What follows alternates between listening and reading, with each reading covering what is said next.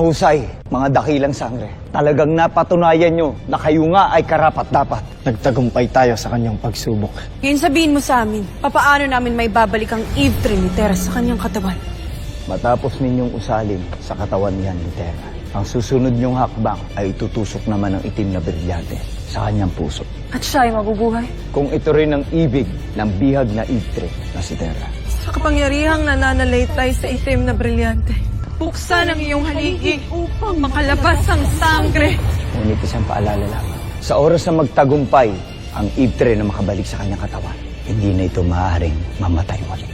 Sapagkat walang mahika sa kabuuan ng Encantadia na makakapagpabalik sa kanya. Lolo Javier. Walang galang inyong mga kawal! Isang kalabisan ang ako'y sa pilitang isama rito! Isang kalapastanganan sa pinuno ng kanseho! Ikaw ang mas higit na lapastangan! Nakita ito sa kanyang silid. Itinago niya ang balintataw ni Nunong Imaw! Balintataw! Ipakita mo sa amin lahat ng kataksilan ni Pulong Tabon laban sa akin. Upang maitago niya ang kanyang mga kasalanan, ay inutos niyang nakawin ang balintataw. Taksil! Bakit tila hindi pa siya nagigising? Kahit Terra pa rin ang huling hakbang upang siya ay mabuhay muli. Anak, hinihintay ka namin. Bumalik ka na. Tapos na ang mission mo sa Encantadia. Pwede ka na magpahinga. Magsasama-sama na tayo ulit. Ang nanay mo, ano mo. Kung naririnig mo kami, dinggin mo ang hiling ng iyong ina at kapatid. Hindi mo kailangan tumulad sa akin. Kaya bumalik ka. Hinihintay ka na namin, anak. Hindi dahil sa mission mo bilang sangre, kundi dahil mahal ka namin. Gayong nakita na ng lahat ang iyong kalapastanganan. Humanda ka sa iyong kaparusahan. Hindi ko nais maniwala. Ngunit kailanman ay hindi magsisinungaling ang balintataw. Bakit mo to nagawa, Ashti? Kailangan ni Almea ng isang asawa na magiging Rama. At ikaw ang napipisil ko para sa kanya.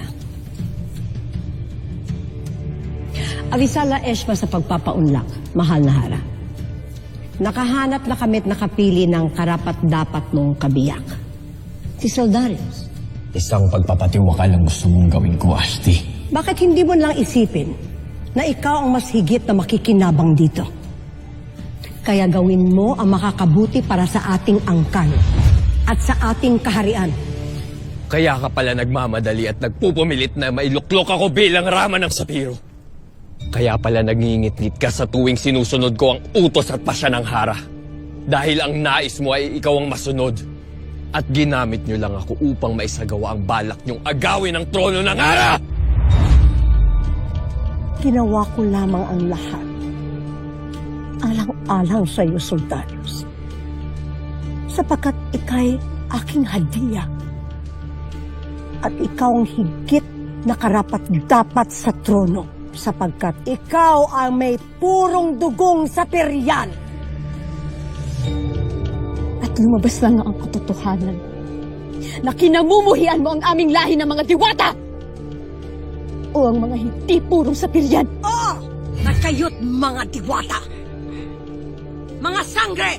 Ngunit hindi niyo mababagong pagtingin ko sa mga lahing nooy. Naging mga alipin lamang ng mga Eteryan! Sinasti! Gusto na! Malinaw na ito'y ginawa ninyo lamang para sa iyong pansarili lamang. At hindi para sa akin. Naniwala ako at nagtiwala ako sa iyo. Ako na sarili ninyong kadugo ay ginawa ninyo lamang kasangkapan upang matupad ang inyong balak! At bilang Rama ng Sapiro, ipinag-uutos kong ipakulong ang punong konseho. At hindi ka rin makaliligtas sa paglilitis sa karapat-dapat na kaparusahan!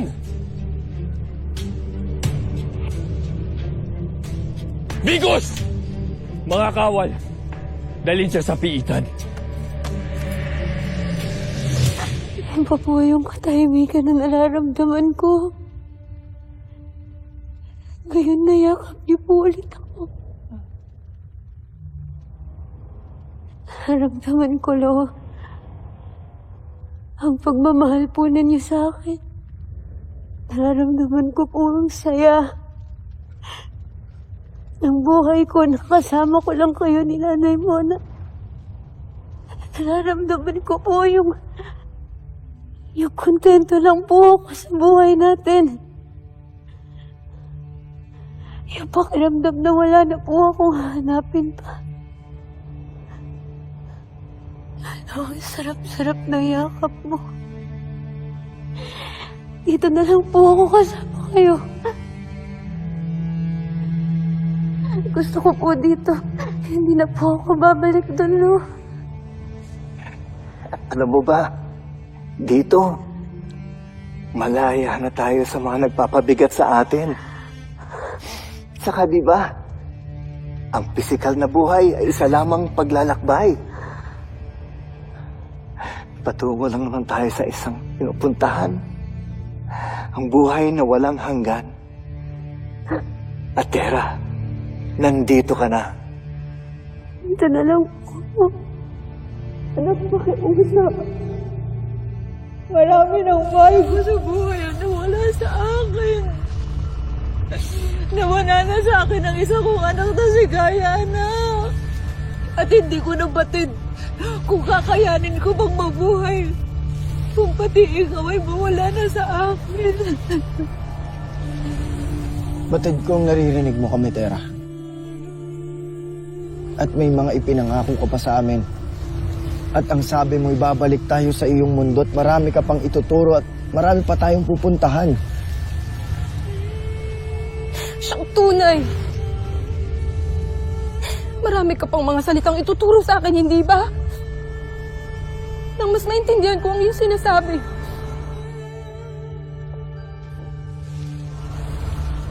I love you so much, Tera.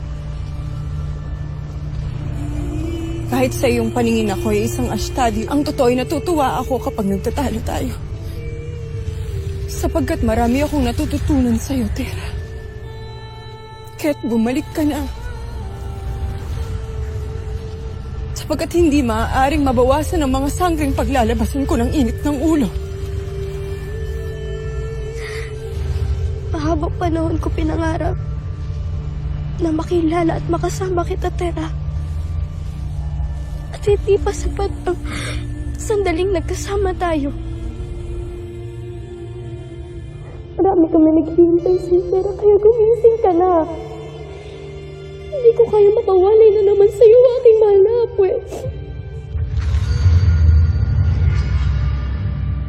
Hindi po ito totoo. Hindi po ito ang buhay na walang hanggan. Tera, ano ba pinagsasabi mo? Diba, nararamdaman mo naman sa puso mo na tunay ang lahat ng ito. Ano? Kayo po ang nagturo sa akin na palagi ko kong piliin ang tama at kung ano ang nararapat para po sa lahat. Hindi po para maging makasarili. Alam ko na hindi po kayo ang lolo.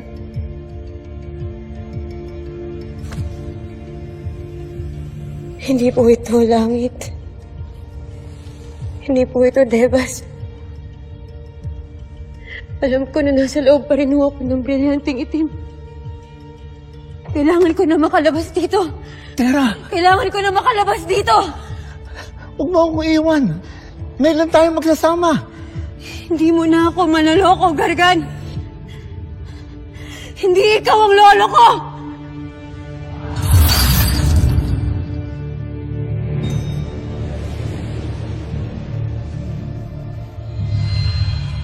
Hindi ikaw ang lolo ko. Hindi ikaw ang lolo ko. Ikaw si Gargan. Hindi ikaw ang lolo ko! Tapos na ang kasamaan mo! Hindi mo na ako maloloko, Gargan!